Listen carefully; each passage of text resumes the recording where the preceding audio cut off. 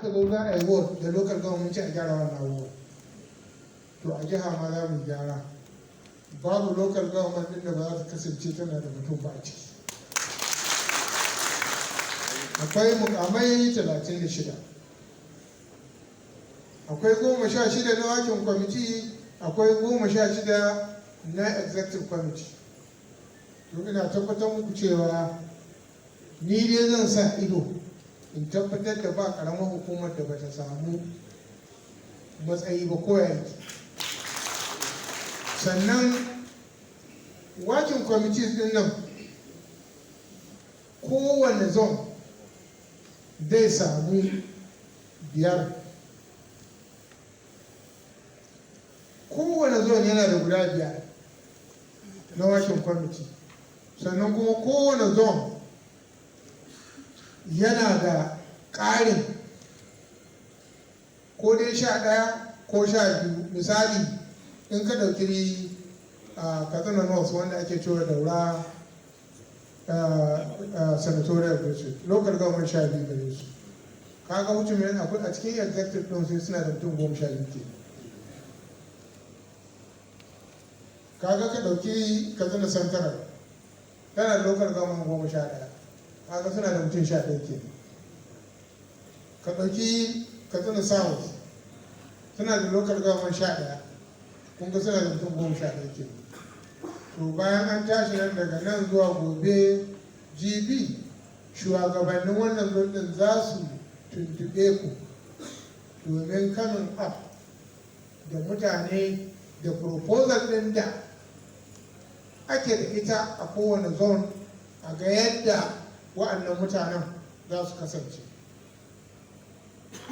Don Allah don annabi, musamman ga wa'anda suke da matsayi ko suke neman wasu matsayi, don Allah don annabi a haƙura da abin da aka samu a ce Allah sa mai albarka.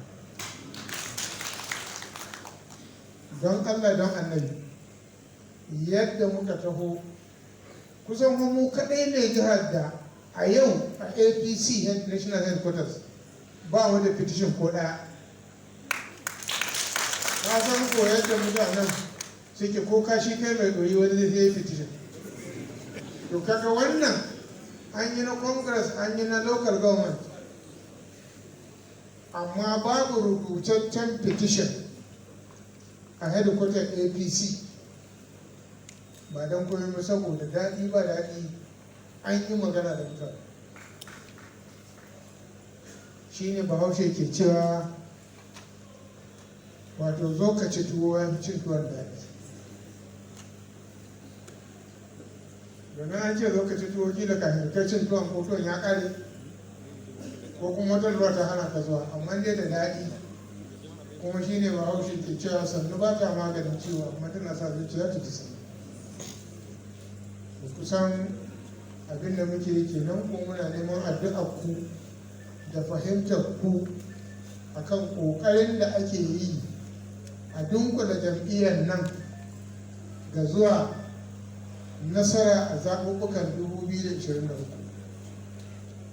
Allah baya sabon aiki. Duk wanda rike mukami nan Allah ya sani tsarin da aka hito da shi da wanda ake fatan ya zama shugaban jam'iyya ba wanda ya taɓa maganar shi, ba wanda ya taɓa tunanin shi. Mu ma ba taɓa tunanin shi ba, sai dai Allah ya kawo lokaci. Kuma mu biyo shi da addu'a da cewa Allah ya sa abin da muka yi wa Allah ya sa mashi albarka, kuma Allah ya mashi jagora. Allah ya sa tenuwa ɗin shi tafi tenuwa da ya bari. Domin in dai gwamnatin da za ta zo nan gaba ba ta yi gwamnatin Aminu Masari ba mu ci gaba. Ci gaban mu shine a kawo wa'ansu da za su zo su yi fiye da abin da muka yi, su ma wanda za su gaje su yi fiye da abin da suka yi. To shine jihar Kaduna za ta ci gaba, shine jihar Kaduna za ta ci gaba. ni nan ba wai cewa nake a cewa ba wanda a'a fata dai nake yayin da na bar nan ko da abu ɗaya ne na alheri a ganshi a cewa ne ya kawo na alheri Allah ya saka mai da alheri shi ke nan na samu jan bukata domin ko Allah ya taimake mu muka kawo waɗanda suka yi abin alheri fiye da mu to wanda wai dasa alheri yana da kamashi alheri shi yasa ba mu fatan mu shiga cikin wanda za su dasa abin tsiya a tsine maka tsiniyar ta shahe mu don Allah ya dara a zo da wani abin da yake in ma tsiniyar ta zo ta taka wani ta ta domin da akwai wata mata zan ba da misalin ta na san sai sun san nan wurin mata biyu na rena hajiya safiya da hajiya ambaru to in ne misali da su sai a mai da abin wani abu to na tsaya so ina roƙon Allah subhanahu wa ta'ala ya ba mu ikon gabatar da wannan state congress na asabar lafiya wa'anda suka so su samu wani matsayi ba samu ba Allah ya ba su hakuri kuma Allah ya sa abinda aka musanya musu da shi ya yi musu zama alheri domin zaman lahiya ya yi zama da sarki duk kuma ce kai har sarki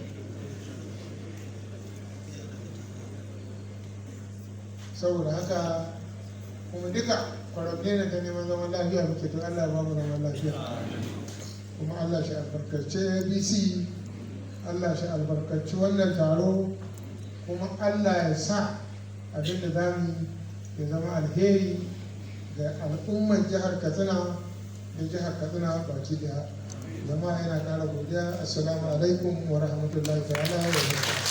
Wa alaikum assalam.